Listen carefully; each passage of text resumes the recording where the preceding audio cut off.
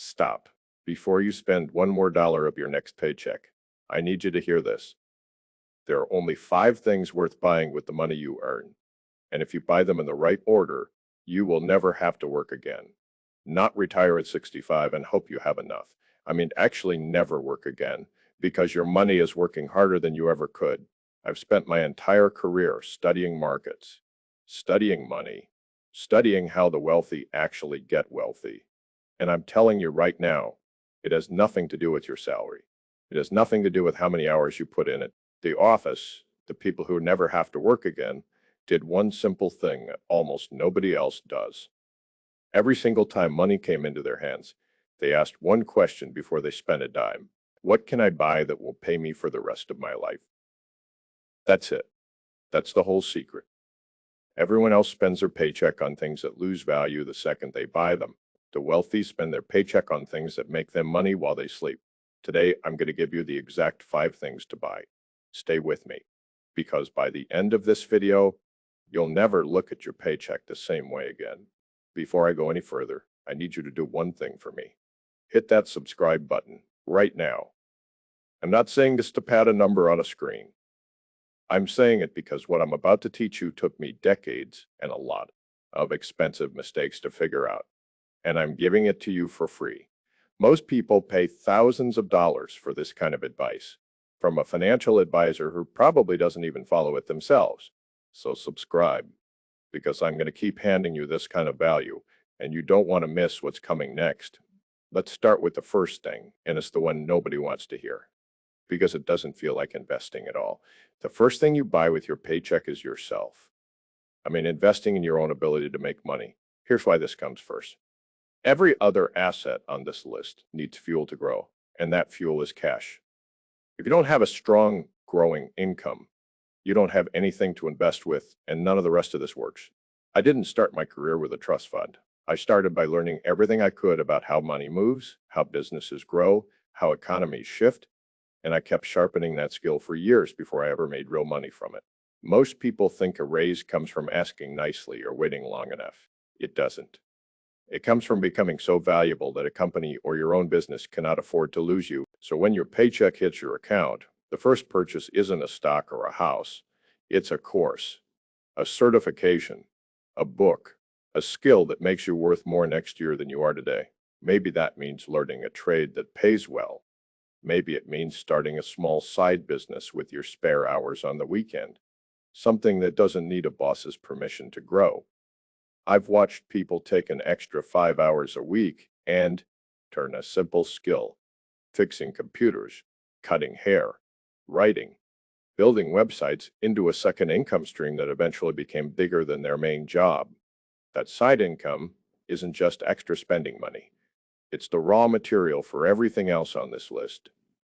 Without it, you're stuck trying to build wealth off of one single paycheck, and one paycheck is fragile. One layoff, one bad boss, one company restructuring, and your whole plan falls apart. But when you've invested in yourself and built even one extra stream of income, you've built a machine that keeps generating fuel no matter what happens at your day job.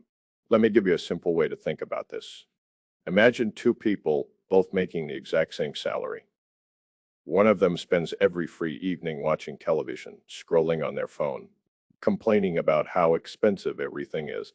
The other spends a few hours a week learning something that the market will actually pay for, negotiating tactics, a trade skill, basic coding, sales, something concrete. 5 years later, these 2 people are not living in the same world anymore. One of them is still stuck at the same salary, frustrated, blaming the economy. The other has either doubled their income at their job or built a side business that Khaled's quietly making almost as much as their day job. Same starting point, completely different outcome. And the only difference was what they did with their spare hours and their spare dollars. This is not about grinding yourself into the ground working 18 hours a day. It's about being intentional. It's about treating your own skills and your own time like an asset that needs investment, the same way you'd water a plant or maintain a car. I made mistakes early on chasing things that didn't actually build my skill or my income, and I want to save you that time. Focus on skills that solve real problems for real people. because those are the skills the market will always pay for in any economy in any decade. That's asset number one, and it's the one that makes every other asset on this list possible. Don't skip it because it doesn't feel exciting. It's the foundation the entire house is built on. The second thing you buy is real estate, but not the way most people think about it. I'm not talking about the house you live in. Your home is not an investment, it's a place to sleep, and it comes with a mortgage, taxes, and repairs that all cost you money every single month. What I'm talking about is property that puts rent in your pocket. This is a completely different game because now, instead of your money sitting still, it's paying you every month whether you show up to work or not. Think about it like this. When you buy a rental property the right way, you're not just buying a building. You're buying a tenant who pays your mortgage for you. And once that mortgage is paid off, every dollar of rent becomes profit in your pocket for as long as you own it. I got into real estate early, right after prices had crashed and everyone was scared to buy anything. That's usually the best time. When everyone else is running away, you don't need a fortune to start. You need enough for a down payment and you need to understand the numbers. Because the property has to make sense on its own. The rent has to cover the mortgage, the taxes, the insurance, and the repairs with something left over for you. If it doesn't do that, it's not an investment. It's a liability wearing an investment's clothes. What makes real estate so powerful is that it does three things for you. At the same time, it pays you monthly income through rent. It usually grows in value over time, and the loan itself gets paid down by your tenant, not by you. That's three ways to build wealth from one purchase. Now, I know not everyone can buy a whole property right away, and that's fine. There are ways to get exposure to real estate with far less money through real estate investment trusts, which let you own a slice of buildings without ever fixing a toilet yourself. The point isn't which exact method you choose. The point is that real income producing property, not your own home, is one of the most reliable ways ordinary people have built wealth for the last 100 years, and it will keep working for the next 100. There's another reason real estate belongs on this list, and it has to do with something most people never think about: leverage. When you buy a $100,000 rental property with a $20,000 down payment, you don't just own $20,000 worth of real estate, you control the entire $100,000. And if that property goes up in value by 10%, you didn't just make $10,000 on your 100,000. You made $10,000 on your original 20. That's 50% growth on your actual cash, not 10%. No other asset on this list lets an everyday person borrow money this cheaply, this easily, to control something this valuable. A bank will hand a normal person a mortgage at a very reasonable rate to buy a rental property, but that same bank will not lend you money at that rate to buy stocks or start a business. That's a massive advantage, and very few people ever take the time to understand it. Now, I have to be honest with you, real estate is not passive in the beginning. Tenants call, toilets break, roofs leak, but this is exactly why treating it like a business, screening tenants carefully, keeping a repair fund set aside, and eventually hiring a property manager once you own a few units, turns a headache into a machine that runs mostly on its own. Start with one property, learn the numbers cold, then use the equity and the experience from that first one to buy your second and your third. This is how ordinary school teachers, mechanics, and nurses have quietly retired as millionaires, one rental property at a time, while their coworkers were still arguing about whether real estate was too risky. The third thing you buy is ownership in great businesses. And the easiest way to do this is through the stock market. Now, I know the stock market scares people. They think it's gambling. They think it's for rich people. They think you need to pick the next big winner to make money. None of that is true. When you buy a share of a company, you're not gambling. You're becoming a part owner of a real business with real employees, real products, and real profits. Every time that business grows, sells more, earns more, your ownership stake grows with it. The mistake most people make is trying to guess which single company will be the next huge winner. That's not investing. That's speculation. And even professionals who do this for a living get it wrong more often than they get it right. What actually works, decade after decade, is owning a small piece of hundreds of great companies at once. through a simple, low-cost index fund. When you do that, you're not betting on one company surviving. You're betting on the economy as a whole continuing to grow, which it has done through wars, recessions, pandemics, and every kind of crisis you can imagine. I've made my career studying markets closely and making concentrated bets when I saw something others didn't. But that's not the game for someone building wealth from a paycheck. Your game is consistent. It's putting a portion of every single paycheck into these funds, month after month, year after year, without trying to time the market or predict the next crash. The real magic here isn't picking winners, it's time. Money invested today has decades to compound, to grow on top of its own growth. And that compounding is the closest thing to magic that exists in finance. A small amount invested consistently in your 20s can become far larger than a big amount invested in your 40s, simply because it had more years to multiply. Here's a story that always sticks with people. Two friends both decide to invest, but one starts at 25 and the other waits until 35 to start. And they both put in the exact same amount every single month after that.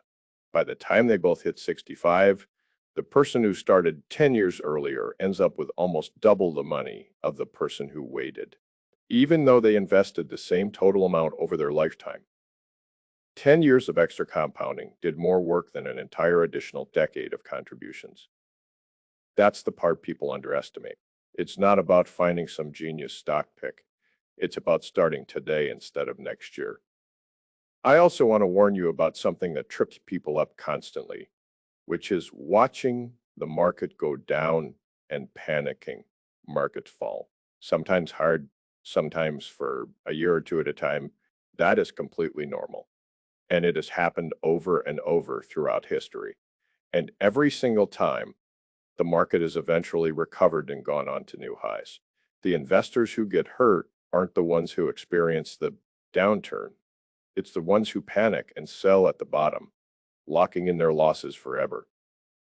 If you're buying consistently, a downturn isn't a disaster. It's actually a discount because your same paycheck now buys more shares at a lower price. This is the asset that turns a normal salary into real wealth, quietly in the background, while you go about your life, raise your kids, and do your job, without needing to watch a single stock chart. The fourth thing you buy is cash flow assets, specifically dividend-paying investments in bonds. Here's the difference between this and the last one. Growth investments make you wealthy over decades. Cash flow investments pay you along the way. Think of certain strong, established companies that have been profitable for decades and share a piece of those profits with their owners every quarter in cash, deposited right into your account. These are usually not the flashy, exciting companies you hear about at parties. They're the boring ones. The ones that sell products people need in good times and bad. Things like household goods, utilities, healthcare. Boring is good when it comes to income you can count on.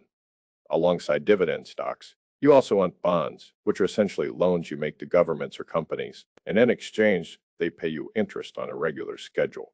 Bonds aren't as exciting as stocks, and they won't make you rich overnight, but they do something incredibly valuable. They act like ballast on a ship, keeping your whole portfolio steady when the stock market gets rough. Why does this category matter so much for never working again?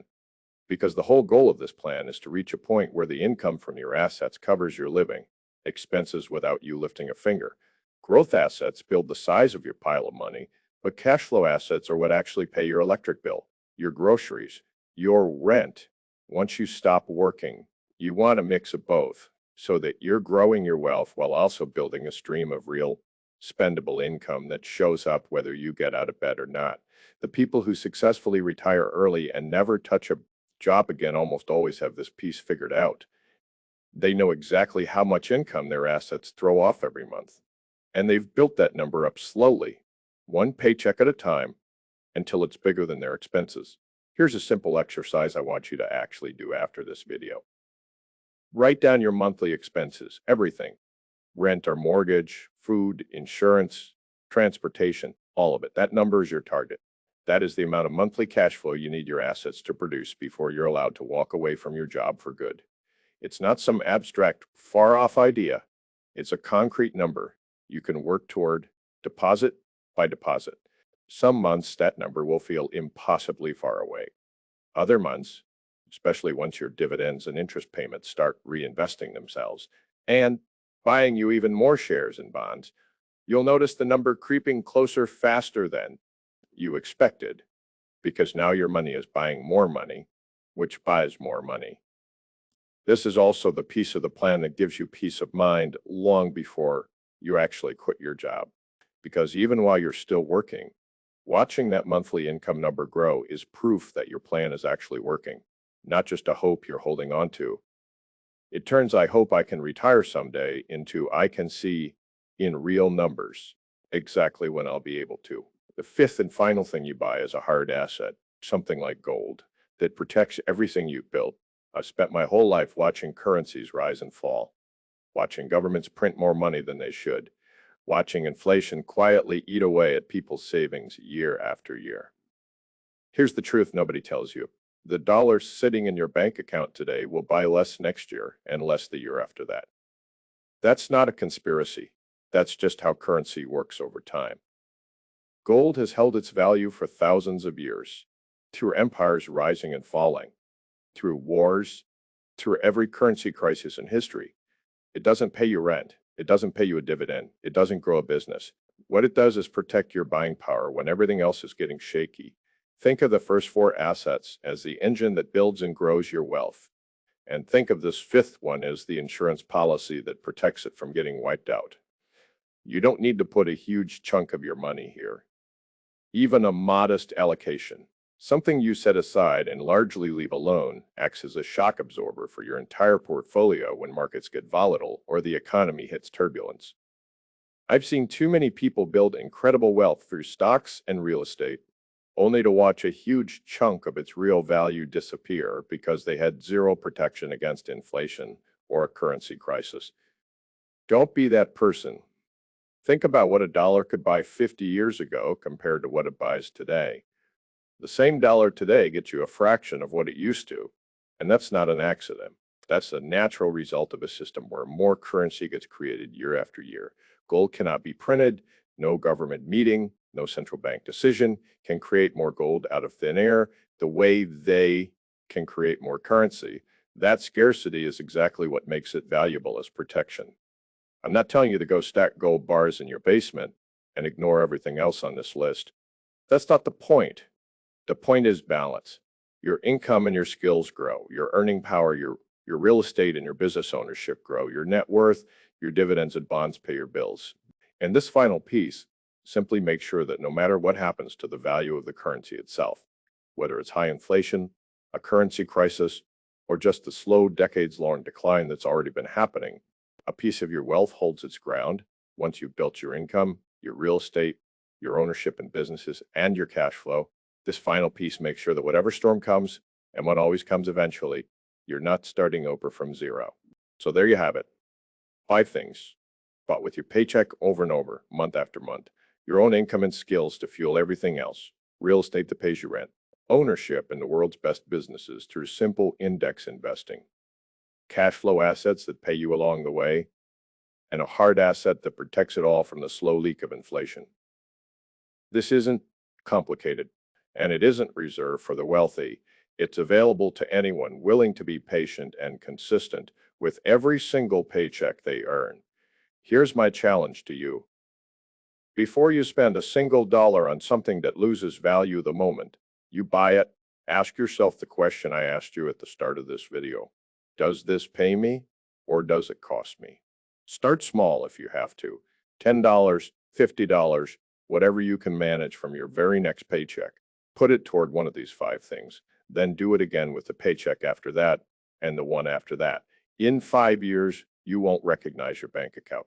At 20, you won't recognize your life. If this video gave you real value, share it with someone who's still trading every hour of their life for a paycheck because they deserve to know there's a better way. Subscribe, hit that notification bell, and I'll see you in the next one, where I'll show you exactly how to put this plan into action step by step.